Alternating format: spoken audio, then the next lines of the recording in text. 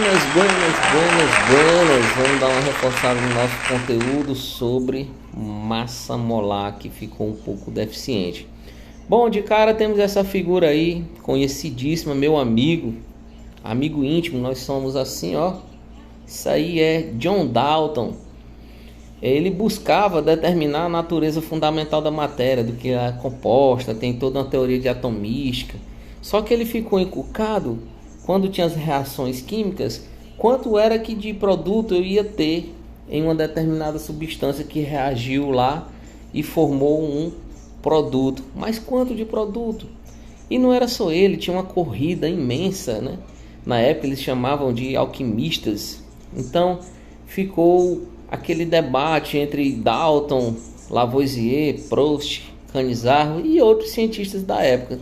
Todo mundo querendo sair na frente, querendo determinar a natureza fundamental da matéria. Beleza?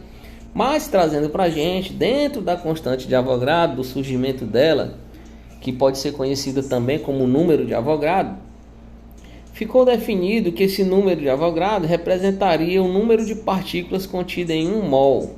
De novo, número de Avogadro representa o número de partículas contidas em 1 mol de cada substância. Professor, não entendi. É assim, pequeno gênio. Ó, se eu tenho um átomo de carbono, eu tenho aqui como coeficiente estequiométrico 1. Espero que você esteja vendo. Isso quer dizer que eu tenho 1 mol de carbono. Mas 1 mol de carbono é igual a constante de Avogadro. É isso. Não entendi, professor. De novo. Filho, se eu tenho um carbono e tenho um coeficiente estequiométrico 2, por exemplo, isso quer dizer que eu tenho 2 mols de carbono.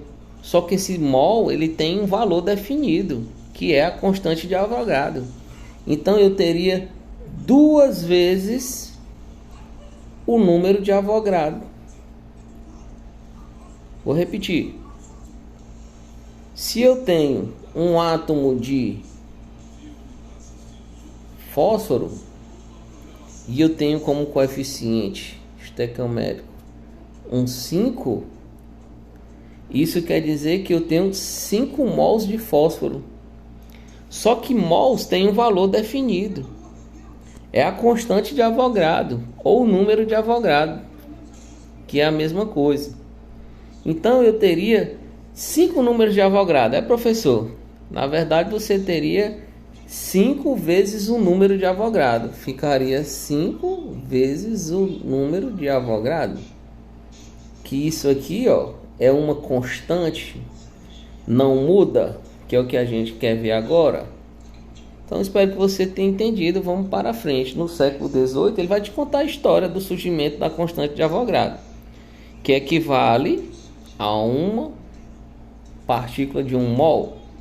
Então eles estavam estudando a mundo microscópico a quantidade menor que tinha da existência da matéria.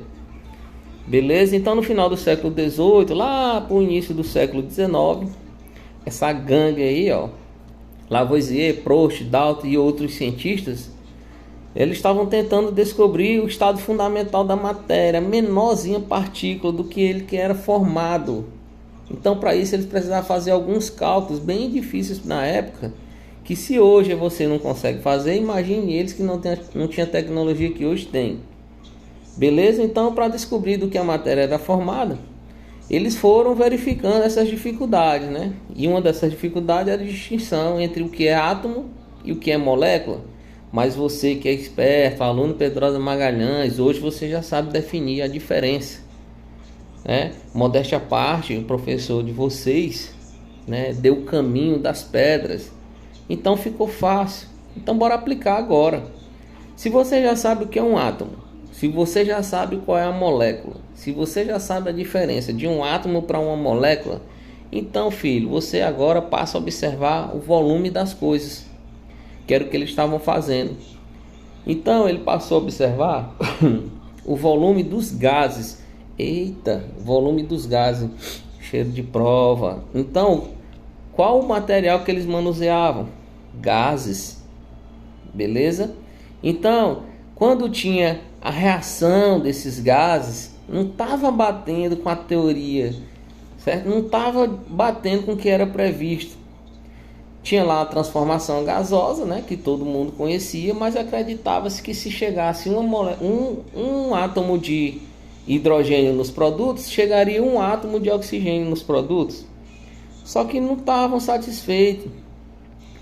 Não estava batendo com a teoria. Por quê? Porque as coisas tinham tamanhos diferentes, ocupavam volumes diferentes. Para você entender, facilitando, fazendo aqui uma analogia ao conteúdo que você viu lá no 9º ano de densidade. Quem pesa mais, 1 kg de chumbo ou 1 kg de algodão? Aí você, espertamente, nenhum dos dois tem 1 kg. Beleza. Mas lá os dois teriam o mesmo volume? Não, porque o chumbo ia ter um volume menor. Porém, o algodão, para dar 1 kg, ia ter um volume maior. Assim, eles estavam estudando com os gases. Então, eles notavam que para se ter o mesmo número de partículas, estava tendo problema. Mas a dificuldade ela foi superada. E por quem? Por um italiano. O cara era físico, beleza? Chamado Amedeo Avogadro, que é a figura-chave que a gente tem que levar no coração, para não esquecer. E o que ele fez? Ele afirmou, né, que esses gases, estando nas mesmas condições físicas, volumes iguais estando nas mesmas condições físicas, volumes iguais e diferentes gases têm o mesmo número de partículas. Vou repetir. Detalhe: nas mesmas condições físicas, ou seja, tudo é gás, beleza? Os volumes iguais de diferentes gases, por exemplo, eu tenho um certo volume de hidrogênio igual a um certo volume de oxigênio, são gases diferentes, beleza? Então ele afirmava que tem o mesmo número de partículas, era isso que ele afirmava. Então, vale dizer que um gás tem o mesmo número de partículas que o outro. Vale dizer que o gás ele tem o mesmo número de partículas que o outro. Só que Avogadro diz que não implica dizer que ambos possuem o mesmo número de átomos. De novo. Todavia, um gás de mesmo número de partículas não quer dizer que eles possuem o mesmo número de átomos. Exemplo, eu tenho uma reação entre hidrogênio e oxigênio acontecendo, gerou um produto. Quando eu fui olhar no produto, eu tinha lá um átomo de hidrogênio com volume igual a 10. Mas eu também tinha lá 2 átomos de oxigênio, que aí no caso eu teria uma molécula, que também tinha volume igual a 10. Onde era que estava a diferença? Na quantidade de átomos, e cada átomo tem sua massa. Então eles teriam massas diferentes. Eu precisaria calcular quantos mols se formou de cada substância. Segue o jogo. A hipótese de Avogadro de que os volumes iguais de gases diferentes nas mesmas condições de pressão e temperatura continham o mesmo número de partículas. Essas ideias sobre massas atômicas e moleculares, outros cientistas, inclusive esse Canizaro, foram levando em consideração a constante de Avogadro para poder calcular. Então o que ficou dito? Que eles teriam a mesma quantidade de moléculas, de partículas, beleza? Para facilitar o estudo do que eles estavam em mente de considerar aí o estado fundamental da matéria. Então passou-se a adotar a constante de Avogadro como 6,023 vezes 10 elevado a 23. Professor, não estou vendo elevado a 23. Isso aqui, ó, seria elevado 6,023 vezes 10 elevado a 23. Beleza? Guarda aí. Até aqui já tem uma informação interessante. o que hoje é utilizado nos livros e para o Enem como constante de Avogadro é 6,0 vezes 10 elevado a 23. Então isso aqui é nossa constante de Avogadro, ou número de Avogadro. Beleza? E o que é que ele representa? O número de partículas ou moléculas contida em 1 mol. Vou repetir. O número de partículas ou moléculas contida em 1 mol. Como assim, professor? Isso aqui, filho, é igual a 1 mol. Se eu aumentar o número de mol, filho, se fosse 2 aqui, 2 mols, eu teria que multiplicar. Então, cada mol que for aparecendo, eu tenho que ir multiplicando. 1, 2, 3, 4, 5 mols de uma determinada substância. Por exemplo, se eu tiver o carbono, eu tenho 5 mols de carbono. 5 mols de carbono. Isso implica dizer que é 5 vezes 6,0 vezes 10 a 23. Isso aqui é igual a isso. Volta o vídeo, tá? Fica vendo isso aí. Beleza, então você já sabe que apareceu aqui na sua vida, filho, essa constante aqui. Beleza? E que ela representa 1 mol. Beleza? Ou as partículas contidas em 1 mol. E o que é mol, professor? É a grandeza que a gente representa a quantidade de matéria. Ou massa contida em 1 mol. Para isso, esse cálculozinho que é feito tem o nome cálculo de massa molar. Que molar é representado por esse M maiúsculo. De novo, o mol representa a grandeza da quantidade de matéria e massa contida em 1 mol, chamada de massa molar. De novo, o mol é uma grandeza que representa o que? A massa contida em 1 mol. Beleza. Que é chamada de massa molar. De novo, o mol representa uma grandeza de quantidade de matéria. Até aí, beleza. E a massa contida em 1 mol é chamada de massa molar. É chamada de massa molar, representada por esse M maiúsculo. Beleza. E para fazer o cálculo, filho, a gente tem que fazer uma relação. E o que é uma relação? É montar isso aqui. N é igual a M menorzinho com M maiorzinho. Maiúsculo. Que o que isso quer dizer? Filho, esse N é o número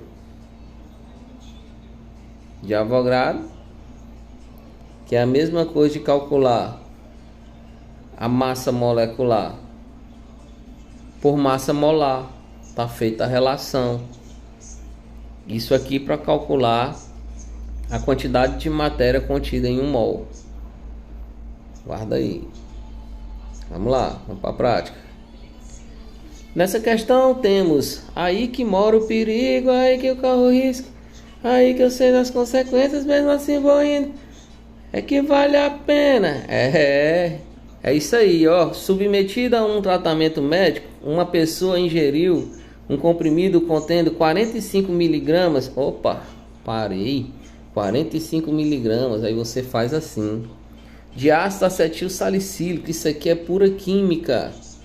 Aí ele te dá aí uma fórmula molecular: C9H8O4.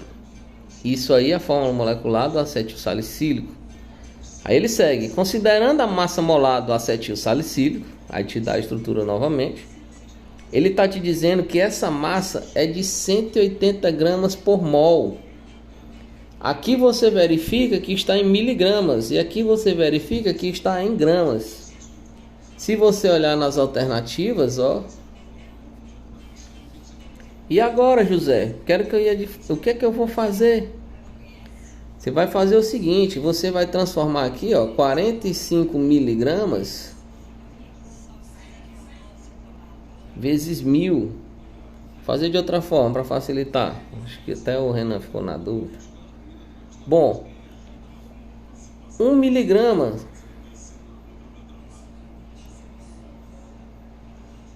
transformando em gramas, 0,001 gramas.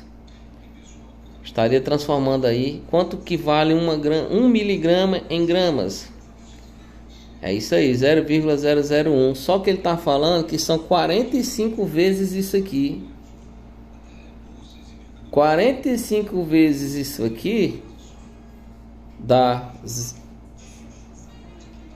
0,045. Beleza? Aí ele quer que você multiplique por 1000. Se eu multiplicar por 1000, eu vou transformar em gramas. Vamos para a prática. Se eu consigo acionar aqui minha calculadora. 0, tá aqui, vamos acionar. Opa. 0,045 vezes 1000. Sair aqui do meio. Pronto, dá 45. Agora eu vou voltar.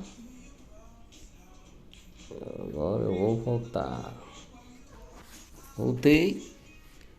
Tomara que meu celular não me traia. Pronto, não é possível abrir o arquivo. É sim. Ok. Abra cadabra. Pronto, abriu. Apresentar novamente. Vamos lá, vou para questão que está bem aqui. Estamos na questão novamente. Você viu que 0,045 vezes 3 vezes 1000, isso aqui dá 45. Beleza? Então vamos para frente. Guarda aí esse valor. Vou apagar aqui. Vamos para o cálculo. 45, pessoal, está em gramas agora, viu? Que foi transformado. Vamos para a questão. O que ele faz? Coloca grama embaixo de grama. Beleza. Aí ele tem a constante de Avogadro, né? E ele quer saber o número de moléculas. Beleza. Então, ele fez de forma simples. Isso aqui, ó. 180x, 180 vezes x. Tô com o dedo aqui, é ruim de escrever, vou tentar organizar. Opa. Vamos lá. 180x, 180 vezes x, vou botar um pontinho aqui. 180 vezes x é igual a... Muitos chamam de meio pelos extremos, né? Mas isso é uma conta de multiplicar. Pessoal, agora aqui tem um detalhe. Note que a constante de Avogadro tem 6,0 vezes 10 a 23. Beleza? E quando eu transformei em gramas, ficou em 45. Só que aí aparece 45 vezes 10 a menos 3. Por quê, pessoal? Pessoal, se eu pegar 45 e dividir por... multiplicar por 1000, eu vou encontrar 45.000. Se eu encontrar 45.000 e colocar em notação científica, ele tá pegando, ó, menos 1, menos 2, menos 3. Tá colocando todo mundo na base 10. Esse menos 3 significa esses 3 zeros. Beleza? Volta o vídeo para não perder a pisada. Então ficou 45 vezes 10 a menos 3. Beleza. Se eu pegar 180 vezes x é igual a 45 vezes 10 a menos 3. Eita, com o dedo fica ruim. 45 vezes 10 a menos 3, ele está multiplicando aqui, ó. 45 vezes 10 a menos 3 vezes 6,0 a base 10 a 23. Ele está fazendo esse cálculo do outro lado do sinal de igual para você entender. Um lado fica 180 vezes x igual a 45 vezes 10 a 23. Ficaria dessa forma. Só que aqui foi feito de forma direta. Se eu tenho lá de um lado 180 x, tá multiplicando, passaria dividindo para o outro lado. O que foi feito aqui, ó. Ficou o x sozinho lá. Essa conta aqui de cima já existia, mas o 180 passou dividindo. Beleza? Então esse meio veio para esse lado. Beleza? E esta parte aqui veio para esse lado. Seguindo o cálculo, se o 180 estaria aqui, ó, desse lado multiplicando, ele passou a vir aqui dividindo. Beleza? Logo em seguida, o que foi feito? Em seguida foi multiplicado 45 vezes 6. 45 vezes 6 vai dar 270. 270, que está aqui, ó. Vamos lá. 45 vezes 6 deu 270. Permanece a base 10, porém, ó, foi subtraído. Ficou organizando 23 menos o 3, que deu igual a 20 nos expoentes. Então ficou 270 na base 10.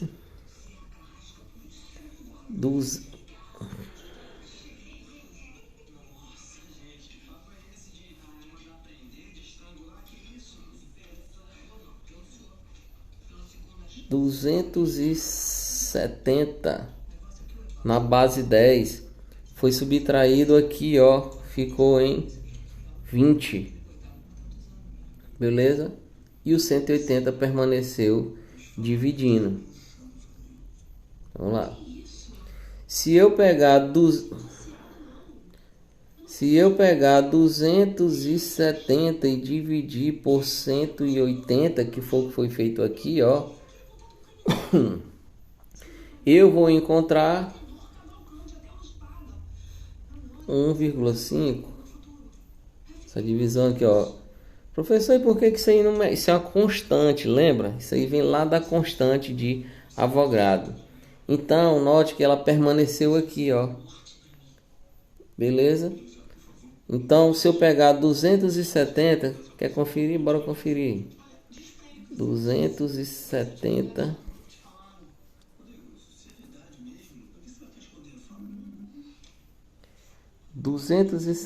dividido,